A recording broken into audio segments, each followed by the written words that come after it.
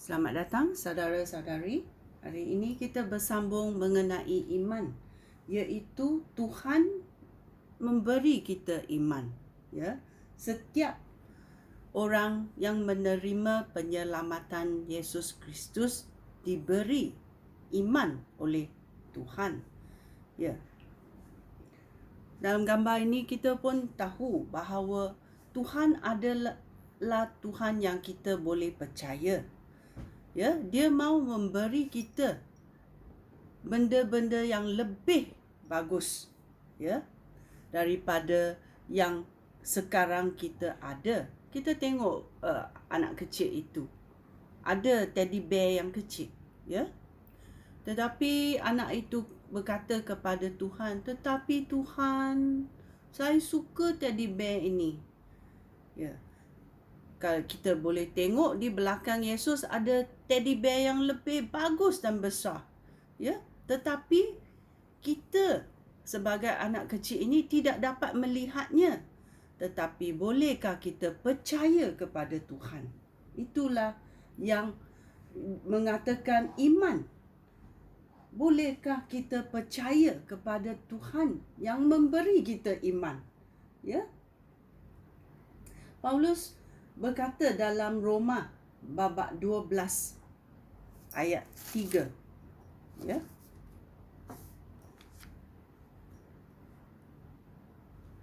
Dia berkata dalam ayat 1, "Hidup untuk Allah, saudara-saudara aku, kerana Allah sangat baik kepada kita.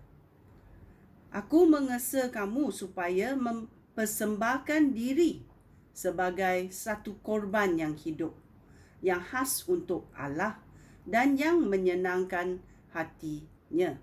So, bila kita percaya kepada apa yang Tuhan nak buat dalam hidup kita, kita serahkan hidup kita kepada Tuhan sebagai satu korban yang hidup.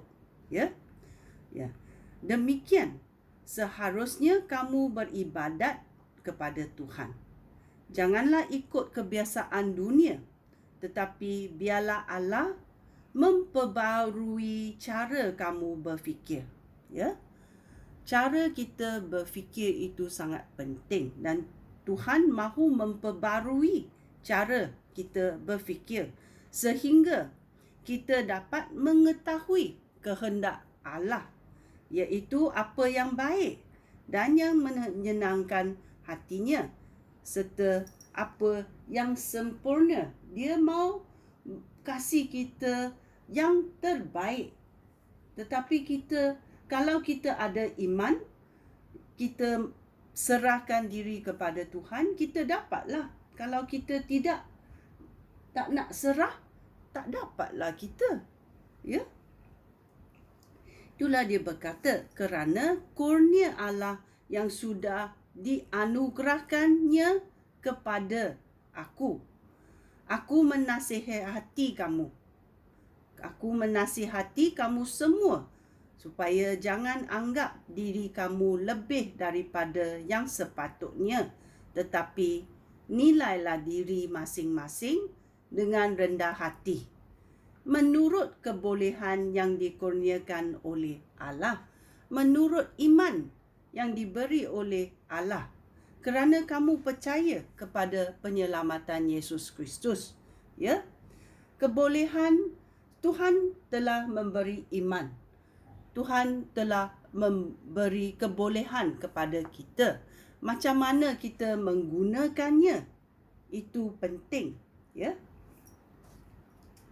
Dan dalam Efesus, ya, dalam Efesus babak 2 ayat 8 dan 9 berkata, ya, Allah menunjukkan kasih-Nya kepada kita melalui Yesus Kristus.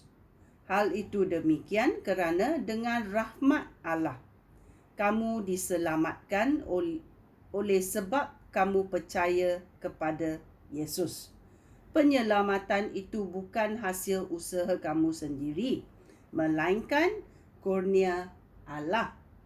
Oleh itu, kamu tidak mempunyai alasan untuk bercakap besar tentang hal itu. Ya.